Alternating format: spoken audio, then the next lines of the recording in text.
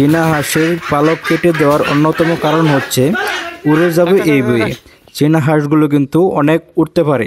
আপনাদের অনেকের মনের প্রশ্ন, চীনা হাঁসের পালক কেটে দিলে তারা ডিম পাড়তে পারবে কিনা এবং তাদের বাচ্চার চিক বা ডিম কোনো ক্ষতি হয় কিনা এবং কিভাবে পালক কাটলে হাঁসের কোনো ক্ষতি হবে না, এই সকল প্রশ্নের উত্তর দিব এই ভিডিওতে। সাধারণভাবে চীনা হাঁসের বা অন্য হাঁসের পালক কেটে দিলে তাদের ডিম পাড়ার কোনো সমস্যা হয় না, বাচ্চার জন্য কোনো ক্ষতি হয় না। পালক কাটা হয় সাধারণত উড়তে না দেওয়ার জন্য, যেমন খামারে পালনের সময় অতিরিক্ত গরমে হাঁসকে আরাম দিতে বা পরিচ্ছন্নতা রক্ষার জন্য।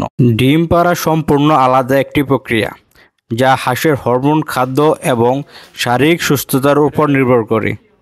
পালকের সাথে সরাসরি সম্পর্ক নেই, তবে একদম ডিমে বসার সময় বা বাচ্চা ফোটানোর সময় পালক না কাটাই ভালো, যাতে তারা স্বাভাবিকভাবে তাপ দিতে পারে।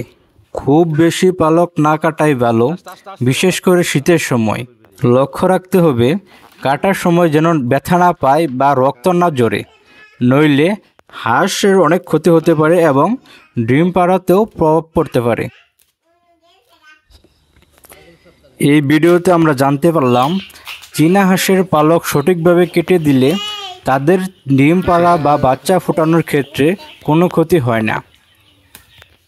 চীনা হাঁস পালন নিয়ে আরও কোনো প্রশ্ন থাকলে অবশ্যই কমেন্ট বক্সে জানাতে পারেন এবং ভিডিওটি ভালো লাগলে একটি লাইক দিয়ে দিবেন, সাবস্ক্রাইব করে পাশে থাকা বেল আইকনটি বাজিয়ে দিবেন। ধন্যবাদ সবাইকে।